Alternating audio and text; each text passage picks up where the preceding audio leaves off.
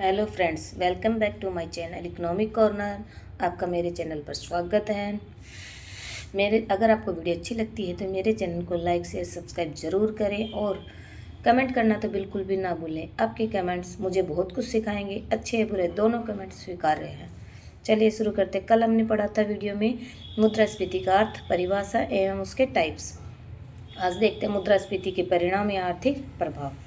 मुद्रास्फीति के अर्थव्यवस्था पर व्यापक रूप से प्रभाव पड़ते हैं। यह उत्पादन, उपभोग, बचत, विनियोग, आय के वितरण, विदेशी व्यापार, मुद्रा की विनिमय दर आदि को प्रभावित करती है। हल्की मुद्रास्फीति उत्पादन बढ़ाने के लिए टॉनिक मानी गई है। हल्की मुद्रास्फीति क्या है?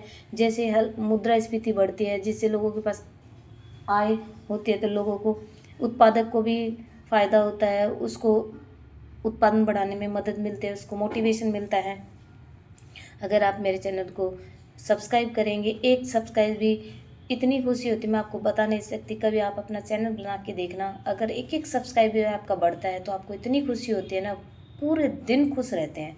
उसी प्रकार से तीव्र मुद्रास्फीति का कोई समर्थन नहीं करता, लेकिन मंद गति से चलने वाली मुद्रास्फीति उत्पादन के लिए लाभकारी मानी गई है। इससे उद्यमकर्ताओं, व्यापारियों को प्रेरणा मिलती है, जिससे आर्थिक क्रियाओं को लाभ पहुंचता है। उपभोग व जीवन स्तर पर प्रभाव। मुद्रास्फीति की दशाओं के निरंतर चलते रहने से स्थिर आमदनी वाले समूह जैसे श्रमिकों, वेतनभोगी व्यक्तियों, पेंशन होल्डरों आदि का वास्तविक क्रय शक्ति कम हो जाती है। अगर मुद्रास्फीति बढ़ती रहेगी लगातार तो उनकी क्रय शक्ति कम हो जाती है, क्योंकि उनकी तो इनकम ही स्थिर होती है, तो उनकी आमदनी बढ़ेगी नहीं तो उनको महंगाई बढ़ती नजर आएगी। लेकिन जिनकी आय इनकम, उनके लिए तो फायदा होता है, जिससे उनके जीवन स्तर पर विपरीत प्रभाव पड़ता है तथा उनकी कार्य क्षमता में भी गिरावट आ जाती है। इससे सामाजिक असंतोष बना रहता है। इससे राजनीतिक परिणाम गंभीर हो सकते हैं। ऋणदाता और ऋणी पर प्रभाव। मुद्रास्फीति से कर्जदाता घाटे में रहता है और कर्ज लेने वाला या ऋणी फायदे में रहता है। इससे क्या, कैसे देखते हैं? जैसे अब किसी ने किसी को ऋण दिया तो दिया, उस समय तो इस 1 रुपये की कीमत कुछ भी हो, लेकिन जब वो उसे वापस मिलता है तो उस रुपये की कीमत इतनी गिर चुकी होती है कि तो कर्ज देने वाले को तो नुकसान होता है और लेने वाले को फायदा होता है। मुद्रास्फीति राष्ट्रीय आय एवं धन का वितरण। प्राय कहा जाता है कि मुद्रास्फीति आय एवं धन की असमानता को बढ़ाती है, धनी को अधिक धनी व निर्धन को अधिक निर्धन बनाती है। मुद्रास्फीति व विदेशी व्यापार। मुद्रास्फीति का विदेशी व्यापार पर क्या प्रभाव पड़ता है देखते हैं। मुद्रास्फीति के कारण एक देश की विश्व अर्थव्यवस्था के बाजारों में प्रतिस्पर्धात्मक शक्ति घटती है, जिससे निर्यात बढ़ाने में कठिनाई होने लगती है और आयात बढ़ने लगते हैं। क्योंकि मुद्रास्फीति बढ़ने से निर्यात महंगे हो जाते हैं और आयात सस्ते हो जाते हैं, जिससे विदेशी व्यापार पर विपरीत प्रभाव पड़ता है। इससे व्यापार का घाटा बढ़ता है और देश में विनिमय दर का ह्रास होने लगता है, अथवा कभी कभी मुद्रा का अवमूल्यन भी करना पड़ता है। इस प्रकार मुद्रा के मूल्य में गिरावट की दशा उत्पन्न होती है। इससे आगे चलकर भुगतान असंतुलन और वह विदेशी ऋणग्रस्तता की समस्याएं अधिक गंभीर रूप से धारण कर लेती हैं। और मुद्रास्फीति एवं बजट घाटा। मुद्रास्फीति का बजट घाटे पर क्या प्रभाव है? इन दोनों का चोली दामन का संबंध होता है। मुद्रास्फीति के कारण सरकार का योजना व गैर योजना व्यय बढ़ता है और आय के साधन अपर्याप्त रहने के कारण बजट का घाटा उच्च हो जाता है, जिसकी पूर्ति के लिए घाटे की, क्योंकि मुद्रास्फीति बढ़ेगी तो सरकार को ज़्यादा खर्च करना पड़ेगा और ज़्यादा खर्च करने के लिए उसे घाटे की वित्तीय व्यवस्था अपनानी पड़ेगी, अर्थात मुद्रा छापनी पड़ेगी और घाटे की वित्तीय व्यवस्था का सहारा, जिससे मुद्रा की पूर्ति को बढ़ाना होता है। इससे मुद्रास्फीति पुनः बढ़ती है और इस प्रकार मुद्रास्फीति, बजट घाटा व मुद्रास्फीति का दुष्चक्र निरंतर चलता ही रहता है। मुद्रास्फीति अर्थव्यवस्था में अनेक प्रकार के असंतुलन उत्पन्न करती है और मुद्रास्फीति को कई सिरों वाला दैत्य माना गया है। मुद्रास्फीति को नियंत्रण करने की विधियां। अब देखते हैं मुद्रास्फीति को नियंत्रण कैसे किया जा सकता है। विकसित एवं विकासशील देशों में मुद्रास्फीति को नियंत्रित करने के लिए कई प्रकार के उपाय काम में लिए जाते हैं।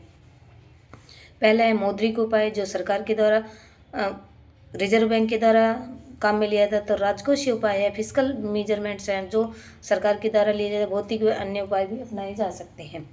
मौद्रिक उपाय। मौद्रिक, चूंकि मुद्रास्फीति मोटे तौर पर एक मौद्रिक तथ्य होती है और मुद्रा प्रसार के कारण उत्पन्न होती है, इसलिए स्वाभाविक इसको नियंत्रित करने के लिए मुद्रा व साख की पूर्ति पर अंकुश लगाना होता है। मौद्रिक उपाय के अंतर्गत केंद्रीय बैंक द्वारा बैंक दर, खुले बाजार की क्रियाएं, नकद रिजर्व अनुपात, वैधानिक तरलता अनुपात, न्यूनतम मार्जिन की आवश्यकताएं, नैतिक दबाव आदि उपायों का विवेचन किया जाता है, जो कि हम बैंक वाले चैप्टर में रिजर्व बैंक के कार्य पढ़ेंगे, जब पढ़ेंगे सारे डिटेल से।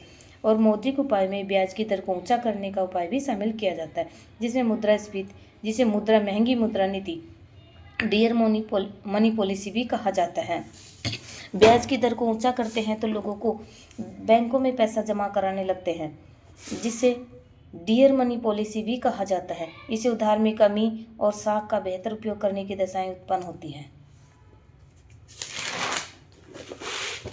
दूसरा उपाय है राजकोषीय उपाय, जिसमें कर संबंधी उपाय, सरकारी व्यय संबंधी उपाय, घाटे की वित्तीय व्यवस्था व सार्वजनिक कर आदि आते हैं। कर संबंधी उपाय जिसमें प्रत्यक्ष करों में वृद्धि करके सरकार व्यय योग्य आय कम कर सकते हैं, जिससे अर्थव्यवस्था में मांग प्रबंधन को ठीक करने में मदद मिल सकती है। लेकिन परोक्ष करों में वृद्धि करने से मुद्रास्फीति घटने के बजाय बढ़ जाती है। सरकारी कर संबंधी प्रत्यक्ष करों में वृद्धि करके तो ठीक किया जा सके, लेकिन अप्रत्यक्ष करों में वृद्धि करने से मुद्रास्फीति बढ़ती है। सरकारी व्यय में कमी करके भी मुद्रास्फीति को नियंत्रित किया जा सकता है। सरकारी व्यय विशेषतः उत्पादक व्यय में कमी करके मुद्रास्फीति को नियंत्रित किया जा सकता है। योजना गैर योजना दोनों प्रकार के व्यय को यथासंभव कम किया जाना चाहिए, लेकिन कार्यकुशलता को आघात नहीं पहुंचना चाहिए। व्यय की कार्यकुशलता बढ़ाने पर जोर देना चाहिए और अनावश्यक व्यय को कम किया जाना चाहिए। सार्वजनिक कर आम जनता से अल्प बचत व बाजार ऋण के रूप में साधन जुटाने से भी मुद्रास्फीति को कम करने में मदद मिलती है।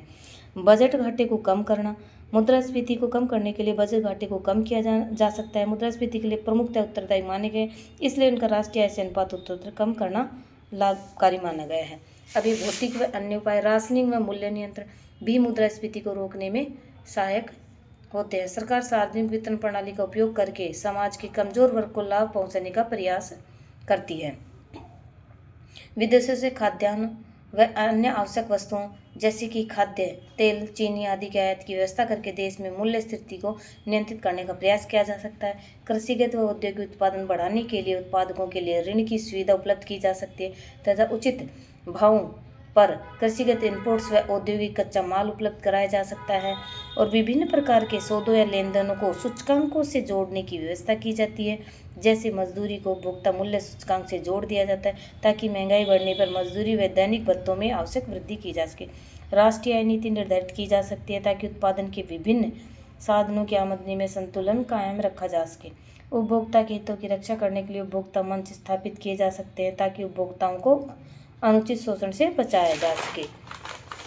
अगला चैप्टर होगा हमारा अविस्फीति, डिसइन्फ्लेशन। तो अगर आपको वीडियो पसंद आता है तो मेरे चैनल को लाइक शेयर सब्सक्राइब जरूर करें। कमेंट करना तो बिल्कुल भी ना भूलें। आपके कमेंट मेरे चैनल को ग्रो करने में मदद करेंगे और मेरे को आगे सीखने के लिए मोटिवेट करते हैं। Thanks for watching.